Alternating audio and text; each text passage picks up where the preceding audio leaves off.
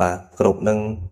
ជំរាបសួរប្រិយមិត្តអរគ្នាជាពិសេសពុកម៉ែបងប្អូនដែលនិយមតាមដាននិងចូលចិត្តផ្សងសំណាងជាមួយឆ្នោតយួនជារៀងរាល់ថ្ងៃសូមស្វាគមន៍មកកាន់ Channel វិធីឆ្នោតរបស់ Admin សាជាថ្មីម្ដងទៀត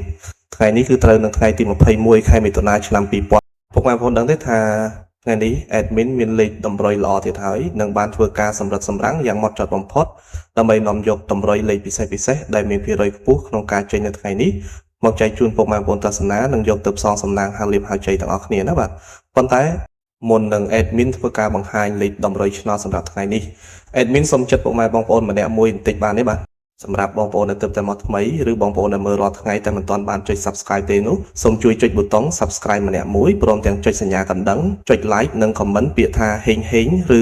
168នៅក្រោមវីដេអូនេះម្នាក់មួយផងបាទគឺដើម្បីជាកម្លាំងចិត្តដ៏ធំធេងនិងជាការលើកទឹកចិត្តសម្រាប់ Admin ក្នុងការខំប្រឹងស្រាវជ្រាវស្វែងរកលេខល្អៗលេខឈុតមកចែកជូនបងប្អូនឲ្យឥតគិតថ្លៃនិងមិនមានការទារសកលទឹកតែនោះទេហើយការចុច Subscribe នេះដែរក៏ដើម្បីឲ្យពុកម៉ែបងប្អូនអាចទទួលបានវីដេអូតម្រុយឆ្នោតមុនគេបង្កើនឱកាសដឹងលេខហេងមុនគេជារៀងរាល់ថ្ងៃផងដែរតោះបើចុចរួចរាល់ហើយកុំឲ្យខាតពេលវេលាដ៏មានតម្លៃយូរយើងទៅមើលលេខសំណាងថ្ងៃនេះទាំងអស់គ្នាចំពោះលេខត្រេង2ខ្ទង់សម្រាប់ប៉ុស ABCD ដែល Admin បានសម្រាំងទុកយ៉ាងស្អាតដោយឆ្លងកាត់ការផ្ទៀងផ្ទាត់ជើងលេខច្បាស់លាស់សម្រាប់ថ្ងៃនេះរួមមាន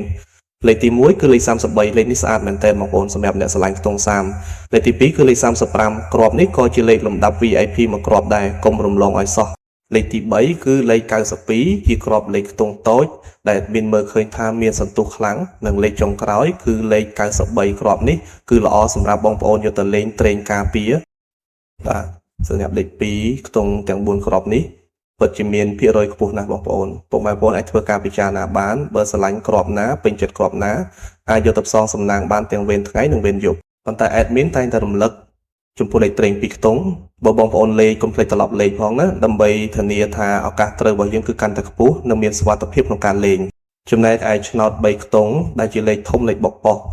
សម្រាប់បងប្អូនដែលចូលចិត្តផ្សងសំណាងយកលុយដុំតែនេះ Admin មាន2គ្រាប់ពិសេសដែលបងប្អូនអាចយកទៅលេងគុណបានគឺមានគ្រាប់ទី1គឺលេខ179គុណលេខនេះជើងរត់ស្អាតណាបងប្អូននិងគ្រាប់ទី2គឺលេខ546គុណជាលេខលំដាប់បុកប៉ុសដែលមិនគួររំលងឡើយ